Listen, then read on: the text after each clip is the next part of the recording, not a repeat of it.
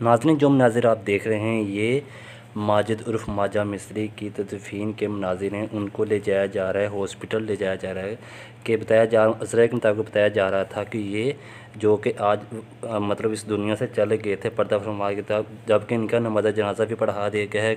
10 minutes کے لیے ان کے مطلب کوئی عزیز رشتہ داروں کو ان کا چہرہ دکھانے کے لیے رکھا گیا تھا، جبکہ کچھ ہی عرصہ کے بعد ان کے چہرے پر پسینہ نمودار ہونا شروع ہوا تو لوگوں کو معلوم ہوا کہ یہ مطلب زندہ ہو گئے ہیں، اللہ تعالیٰ کی قدرت سے زندہ ہو گئے ہیں۔ تو اس لیے ان کو نارول ہاسپٹل میں لے جایا جا رہا ہے۔ موقع پر لوگوں نے استغفر اللہ، نعرہ تکبیر اور نعرہ رسالت کے نعروں کو بلند کیا اور کافی سارے لوگوں نے مطلب ان کا جنازہ بھی ادا کیا تھا۔ تو تمام لوگ یہ کہہ رہے ہیں کہ مطلب یہ تو فوت ہو چکے تھے، لیکن اللہ تعالیٰ کی قدرت دیکھیں، جسے اللہ رکھے اسے کون چکے۔ اللہ تعالیٰ نے اس کو قبر سے دفنانے سے پہلے مطلب اس کو زندہ کر دیا۔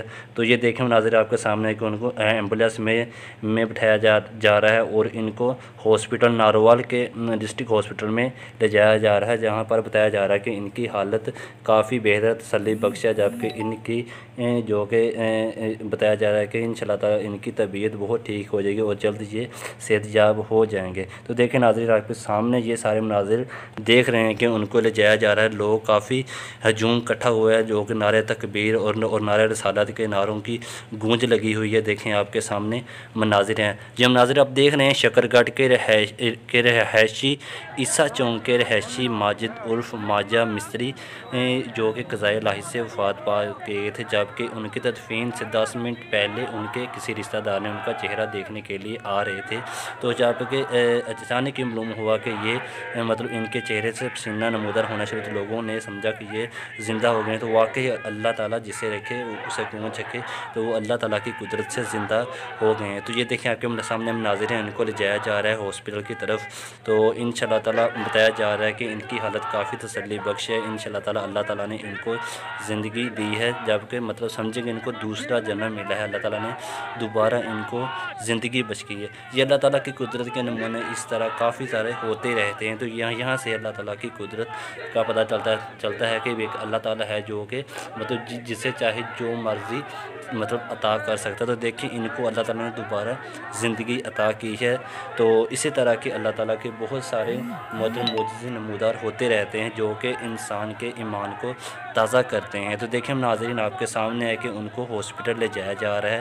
وہ پردہ آپ کو یہ بھی دکھایا جائے گا کہ ان کو جب جنازہ ان کا پڑھایا گیا اور جب ان کو پسینہ نمودار ہوا، تو دیکھیں آپ کے سامنے ان کو پسینہ بھی آ رہا ہوگا اور لوگ ان کے ہاتھ پاؤں کو مالش کر رہے ہیں کہ مطلب ان کو ہوش آ سکے، اور جبکہ ان کے پسینہ آنے کی وجہ سے لوگوں نے ان کو مالش کرنا شروع کر دی۔